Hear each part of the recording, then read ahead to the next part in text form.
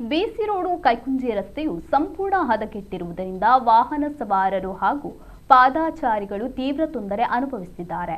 ರಸ್ತೆ ಈಗಾಗಲೇ ಕಿರಿದಾಗಿದ್ದು ಅದರ ಎರಡೂ ಬದಿಗಳಲ್ಲಿ ವಾಹನಗಳನ್ನು ಅಡ್ಡಾದಿಡ್ಡಿಯಾಗಿ ಪಾರ್ಕ್ ಮಾಡುತ್ತಿರುವುದರಿಂದ ಪಾದಾಚಾರಿಗಳಿಗೆ ಸುರಕ್ಷಿತವಾಗಿ ನಡೆಯಲು ಕೂಡ ಸ್ಥಳವಿಲ್ಲದಂತಾಗಿದೆ. ವಿದ್ಯಾರ್ಥಿಗಳು, ವಯೋವೃದ್ಧರು ಹಾಗೂ ಮಹಿಳೆಯರು ಪ್ರತಿನಿತ್ಯ ಜೀವನದ ಹಂಗು ತೊರೆದು ರಸ್ತೆಯಲ್ಲಿ ಸಂಚರಿಸಬೇಕಾದ ಪರಿಸ್ಥಿತಿ ನಿರ್ಮಾಣವಾಗಿದೆ. ಮಳೆ ಬಂದರೆ ರಸ್ತೆ ಮತ್ತಷ್ಟು ಹದಗೆಟ್ಟು ಸಮಸ್ಯೆ ಇನ್ನಷ್ಟು ಗಂಭೀರವಾಗುತ್ತಿದೆ. ಸಂಬಂಧಪಟ್ಟ ಅಧಿಕಾರಿಗಳು ಹಾಗೂ ಜನಪ್ರತಿನಿಧಿಗಳು ಬಿಸಿ ರೋಡು ಕೈಕುಂಜೆ ರಸ್ತೆಯತ್ತ ತಕ್ಷಣ ಗಮನ ಹರಿಸಿ ರಸ್ತೆ ದುರಸ್ತಿ ಹಾಗೂ ಅನಧಿಕೃತ ಪಾರ್ಕಿಂಗ್ ನಿಯಂತ್ರಣಕ್ಕೆ ಅಗತ್ಯ ಕ್ರಮ ಕೈಗೊಳ್ಳಬೇಕೆಂದು ಸಾರ್ವಜನಿಕರು ಆಗ್ರಹಿಸಿದ್ದಾರೆ.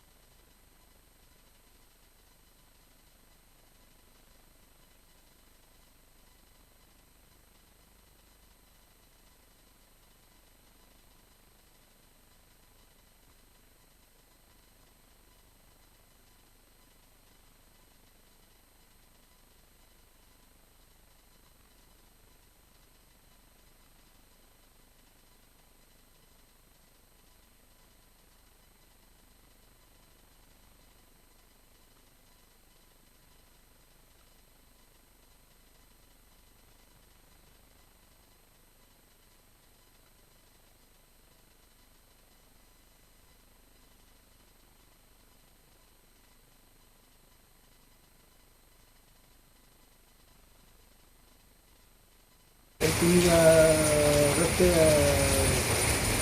ರಸ್ತೆ ಗುಂಡಿಗಳೆಲ್ಲ ಬಿದ್ದಿದ್ದರೆ ಅದು ಲೋಕಾಯುಕ್ತಕ್ಕೆ ದೂರು ಸಲ್ಲಿಸಿದ್ದು. ಆದ್ದರಿಂದ ಅದನ್ನು ಯಾವುದೇ ಡೆವಲಪ್ಮೆಂಟ್ ಮಾಡದೆ ಕೇಸ್ ನಡೀತಾ ಇರೋದರಿಂದ ಅದನ್ನು ಇನ್ನೂ ಕೂಡ ಡೆವಲಪ್ಮೆಂಟ್ ಮಾಡಲಿಕ್ಕಾಗಿಲ್ಲ. ಈಗ ಕೊನೆ ಹಂತದಲ್ಲಿದೆ. ಆದ್ದರಿಂದ ಅದಕ್ಕೆ ಯಾವುದೇ ಅನುದಾನ ನೀಡಲಿಕ್ಕೆ ನಮಗೆ ಸಾಧ್ಯ ಆಗಿದೆ.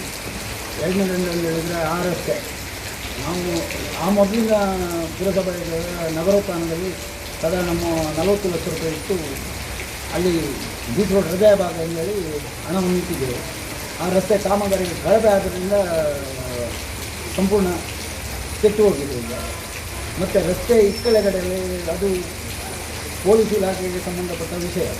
ಈ ಬಗ್ಗೆ ಪುರಸಭೆ ಸಾಮಾನ್ಯ ಸಭೆಯಲ್ಲಿ ಕೂಡ ಪ್ರಸ್ತಾವ ಮಾಡಿದ್ದೇವೆ.